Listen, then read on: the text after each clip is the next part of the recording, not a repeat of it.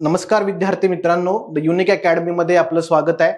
आज जो आपला चर्चेचा विषय आहे तो म्हणजे बलुचिस्तानचा प्रश्न। आता तुम्ही न्यूज मध्ये हा विषय ऐकत असाल।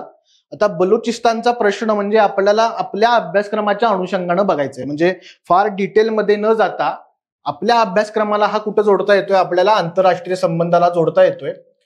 आणि आपल्या अभ्यासक्रमामध्ये काय गोष्टी आहेत बाबा, द्विपक्षीय संबंध कुणाचे, भारत आणि पाकिस्तान, भारत आणि पाकिस्तानचे द्विपक्षीय संबंध, या अनुषंगानं या विषयाचं महत्व काय एवढंच आपल्याला बघायचं आहे, अधिक डिटेलमध्ये जायचं नाही। ठीक आहे, आता हा आपण विषय बघूया बलुचिस्तानचा। आता विषय चर्चेत काय, तर बलूच लिबरेशन आर्मीनं काय केलेलं होतं की पाकिस्तान मधील काही सैनिकांचं, काही प्रवाशांचं अपहरण केलेलं होतं आणि त्यांची अशी मागणी होती की जे बलूच लिबरेशन आर्मीचे जे काही लोक आहेत त्यांना पाकिस्तान मधील आर्मीनं सोडून द्यावं, आणि म्हणून तो प्रश्न आता मोठ्या प्रमाणावर चर्चेला होता। आता मुळामध्ये आता आपण का चर्चेत होतो बघितलं, संघटना आपण बघितली, बलूच लिबरेशन आर्मी पाकिस्तान मधलीच ही एक संघटना आहे आणि त्यांनी रेल्वेवर हल्ला केला आणि अपहरण वगैरे केलं। आता मुळामध्ये प्रश्न काय आहे बघूया की या ठिकाणी काय आहे, पाकिस्तानमध्ये बलुचिस्तान नावाचा प्रांत आहे। आता या प्रांताचा विकास तेवढा मोठ्या प्रमाणावर पाकिस्तानच्या इतर प्रांतांच्या तुलनेमध्ये झालेला नाही, हा या ठिकाणी पहिला मुद्दा आहे।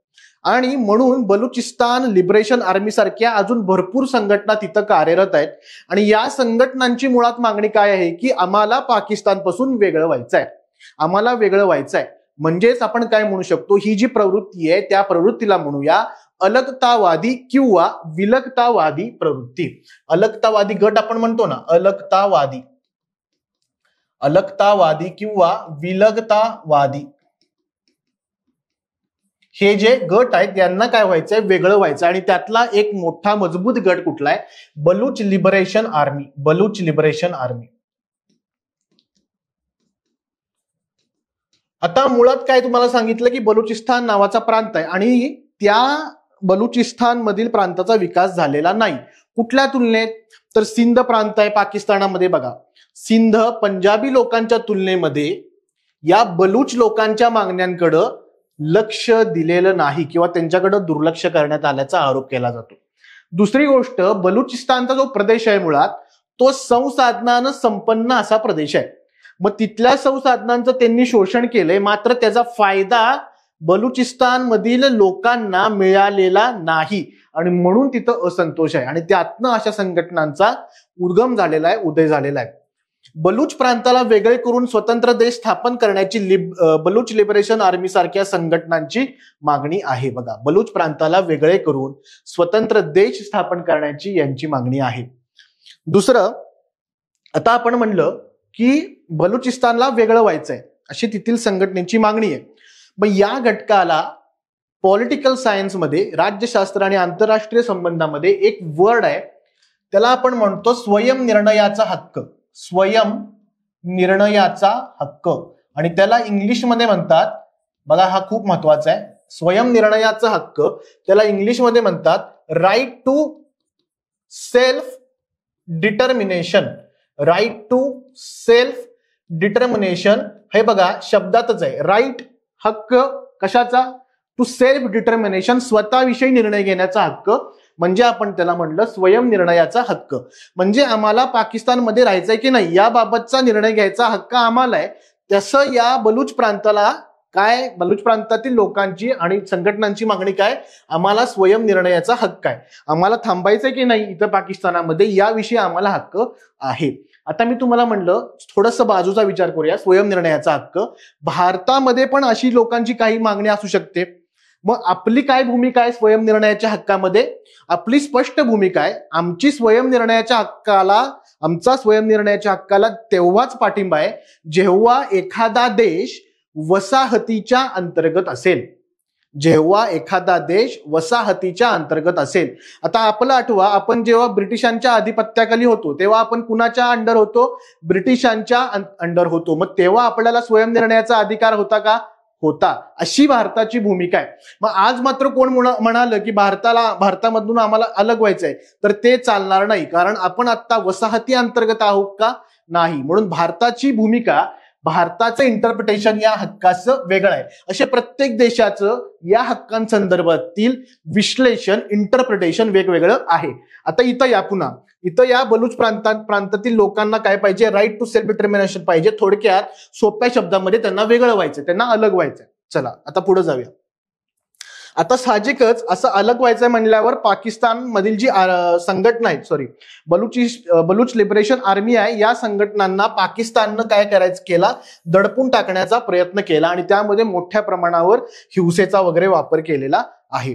दुसरी गोष्ट अशी आहे की तुम्हाला आता माहिती आहे की चीन आणि पाकिस्तानचा जो आर्थिक इकॉनॉमिक कॉरिडॉर आहे, यामुळे देखील बलूच लोक नाराज आहेत. यांना बलूच लोकांचा विरोध आहे. का तर या प्रकल्पाच्या निमित्तानं त्या ठिकाणी बलुचिस्तानमध्ये इतर लोक स्थलांतरित झालीत बलुचिस्तानमध्ये आणि तिथली जी डेमोग्राफी आहे ती पूर्ण विस्कळीत झाली. म्हणजे काय, आपल्या प्रदेशामध्ये इतर लोक राहायला आली तर एक प्रकारची आपल्याला असुरक्षितता वाटते, तिथल्या डेमोग्राफीवर परिणाम होतो आणि म्हणून तिथल्या चीन पाकिस्तान इकॉनॉमिक कॉरिडॉरला देखील या बलुचिस्तानवाल्यांचा विरोध आहे. हा पण या ठिकाणी महत्वपूर्ण मुद्दा आहे.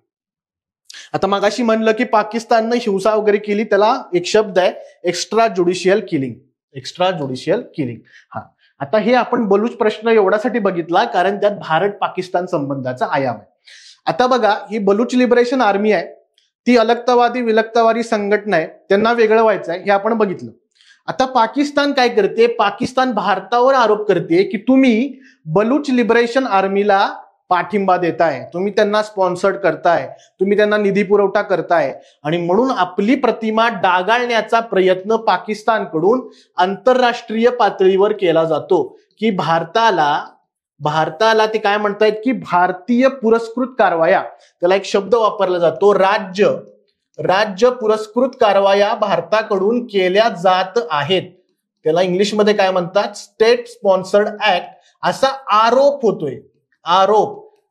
होतोय आणि म्हणून पाकिस्तान हे असे खोटे आरोप आपल्यावर करते. असे आरोप का करते खोटे आपल्यावर पाकिस्तान?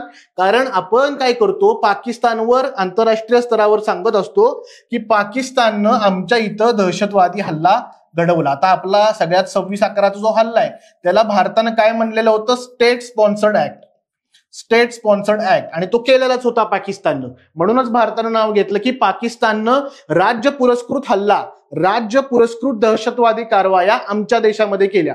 मग भारतानं असा आरोप केलाय म्हणल्यावर पाकिस्तानकडून भारतावर खोटा आरोप केला जातो. म्हणजे एक प्रकारे आंतरराष्ट्रीय स्तरावर ते काय दाखवतायत की भारत आमच्यावर आरोप करते, पण भारत पण तेच करते. मात्र हा आरोप पाकिस्तानचा खोटा आहे. कारण भारताचं पहिल्यापासून धोरण असं आहे की इतर देशाच्या अंतर्गत कारभारामध्ये आम्ही हस्तक्षेप करत नाही. याशिवाय राज्य पुरस्कृत वगैरे कारवाया करण्याचं धोरण आमचं नाही. आमचं कधीही अशा प्रकारचं धोरण नव्हतं, कधीही राहील असंही नाही आणि ह्याच्यापूर्वी आम्ही आधी असं केलंय असंही नाही. पहिल्यापासून आम्ही या प्रकारचं धोरण राबवलेलं नाही. ही भारताची स्पष्ट भूमिका आहे. मात्र पाकिस्तानकडून काय केलं जातं, भारताची प्रतिमा डागाळण्याचा प्रयत्न केला जातो. आता मध्यंतरी हे आत्ता चर्चेत आहे जसा विषय तसा अनेक वर्षापूर्वी चर्चेत होता. आता त्या बलूच लिबरेशन आर्मीचा एक नेता होता, बुगाटी म्हणून एक नाव होतं त्याचं, बुगाटी. आता या बुगाटीनं काय केलेलं होतं की भारताला एक प्रकारे जाहीर आव्हान केलेलं होतं. काय आव्हान केलेलं होतं, ज्याप्रमाणे तुम्ही बांगलादेशला स्वातंत्र्य मिळवून दिलं तशी मदत तुम्ही आम्हाला करा. मात्र तेव्हा देखील अनेक वर्षापूर्वी देखील भारतानं सांगितलेलं की इतर देशांच्या अंतर्गत कारभारामध्ये आम्ही हस्तक्षेप करत नाही. मग बांगलादेशचा काय विषय होता, बांगलादेशला आपण का स्वातंत्र्य मिळवून दिलं किंवा त्या युद्धामध्ये आपण का सहभागी झालो, कारण आपल्यावर परिणाम होत होता. का परिणाम होत होता, कारण त्या ईस्ट पाकिस्तानमधून, तेव्हाचा ईस्ट पाकिस्तान म्हणजे आत्ताचा बांगलादेश, तिथून आपल्या इथं स्थलांतर होत होतं. आपल्या संसाधनांवर मोठा ताण येत होता आणि त्यामुळं नाईलाजानं आपल्याला हस्तक्षेप करावा लागला आणि त्यातून बांगलादेशची निर्मिती झालेली होती. मात्र सद्यस्थितीमध्ये असं काही होतंय का? नाही. आणि म्हणून भारताची क्लिअर कट स्पष्ट भूमिका आहे, इतर देशांच्या अंतर्गत कारभारामध्ये आम्ही हस्तक्षेप करणार नाही. आणि म्हणून हा भारत पाकिस्तान संबंधाचा आयाम समजून घेण्यासाठी बलुचिस्तान प्रश्न तुम्हाला समजावून सांगितलेला आहे. बघा, तुम्हाला विषय समजतोय का? या अनुषंगाने काही पारिभाषिक शब्द पण आले. स्वयंनिर्णयाचा हक्क आला, राज्य पुरस्कृत कारवाया, स्टेट स्पॉन्सर्ड ऍक्ट, राज्य पुरस्कृत टेररिझम किंवा राज्य पुरस्कृत दहशतवाद, असे काही 2-3 कीवर्ड जे की आंतरराष्ट्रीय संबंधामध्ये वारंवार वापरले जातात, वारंवार रिपीट होतात. याच्याशी देखील तुमची आता ओळख झालेली आहे. बघा, हा विषय आपण फक्त भारत पाकिस्तान या अनुषंगाने बघितलेला आहे. IR हा खूप महत्वाचा टॉपिक आहे. तुम्हाला मेन्स मध्ये 50 मार्काला तर असतं, तर इंटरव्ह्यूला देखील घटक असतात आणि तुम्हाला अभ्यासक्रम डोळ्यासमोर ठेवून हा विषय वाचावा लागतो. आणि हा विषय इन जनरल डायनामिक विषय मानला जातो. डायनामिक कारण जे लेटेस्ट घडामोडी असतात त्या अनुषंगानं थेअरीचा प्रश्न फ्रेम करायची पद्धत UPSCची आहे आणि त्या पद्धतीनंच MPSC जाईल अशी अपेक्षा असल्यामुळं तुम्हाला थेअरी प्लस करंटचा डायनामिक पार्ट आंतरराष्ट्रीय संबंधाचा समजून घेणं अपेक्षित आहे. आणि हा जसं मी तुम्हाला म्हणलं की डायनामिक पार्ट असल्यामुळं याच्यावर तुम्हाला काय म्हणू आपण, सातत्यानं नजर ठेवावी लागते. सातत्यानं नवीन घडामोडी काय होतात. आता भारत पाक संबंध आपण अभ्यासला एकदा नोटमध्ये, मात्र त्या अनुषंगानं नवीन काय काय घडामोडी होतात याच्यावर तुमची नजर पाहिजे.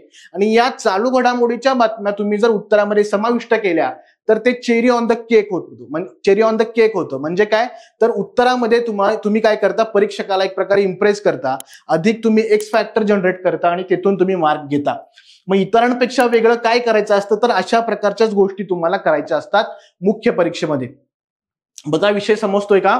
अधिक माहितीसाठी बुलेटिन वाचा. धन्यवाद.